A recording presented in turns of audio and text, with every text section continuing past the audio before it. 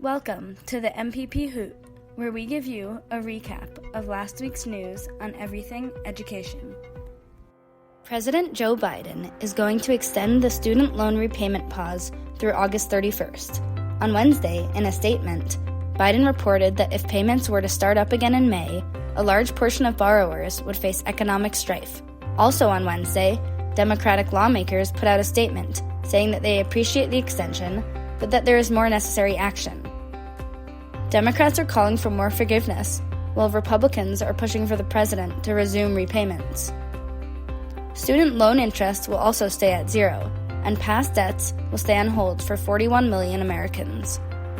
According to a news release, the Education Department will permit all borrowers to restart their payments without repercussions from previous penalties from overdue payments.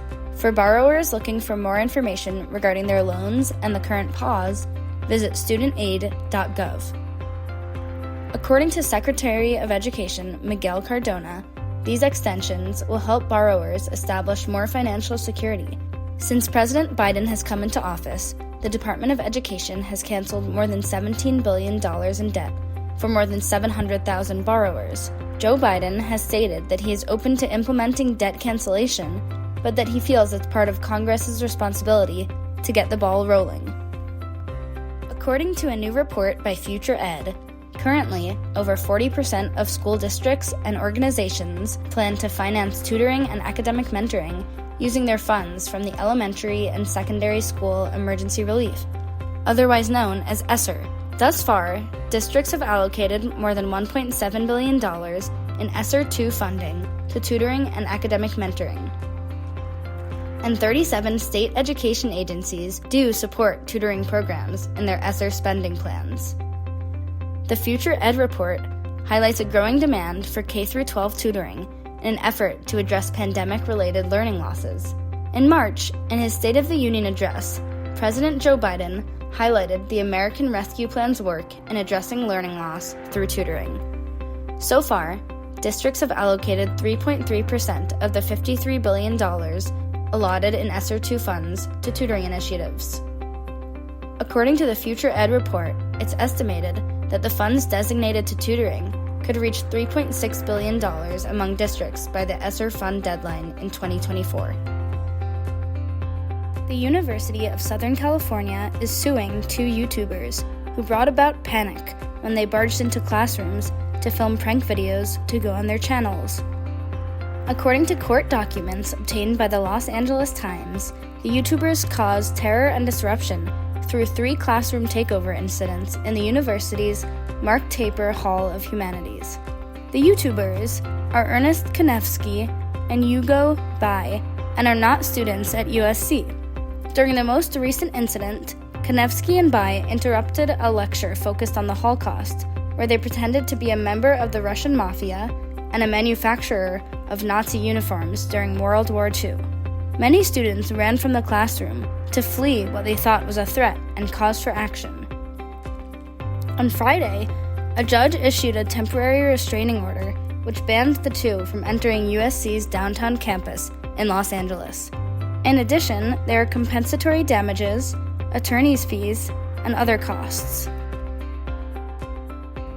In Lawrenceville, Georgia, Muslim students want the largest Georgia school district to acknowledge the holiday, Eid al-Fitr, by taking a day off next year. According to the Atlanta Journal-Constitution, if met, this request could be the first of its type in Georgia. One student at the Gwinnett School of Mathematics, Science, and Technology has confronted the Gwinnett School Board and created an online petition for the holiday that now has more than 8,000 signatures. The holiday marks the end of the Muslim holy month, Ramadan. This year, Eid al-Fitr falls on May 2nd. During Eid al-Fitr, Muslims participate in morning prayers, greet one another with formal embraces, and gather with family and friends to exchange gifts and eat special meals. District staff will be finalizing the calendar for the next school year later this year. In an email, Superintendent Calvin Watts reported that any consideration of adding additional holidays to the calendar must be balanced with the knowledge that this action would result in days being added to the school calendar. The Gwinnett School Board Chair, Therese Johnson, is supportive of the efforts to support equity on the school calendar. According to a new report from the American Library Association, libraries throughout the country faced an unprecedented number of calls to have books banned throughout 2021. This report reflects the progressing debate through the country surrounding what types of content young students and learners should have access to. In the report, the ALA reported that most frequently, it was parents who made the challenges against certain books, accounting for 39% of challenges, while patrons made up 24% of them. Most often, the recipients of the book challenges were school libraries, followed by public libraries, and then finally, schools. Accompanying the efforts to ban books are individuals and groups who have been trying to keep challenged books available to students and libraries. In total, the number of books which were banned or challenged reached over 1,597.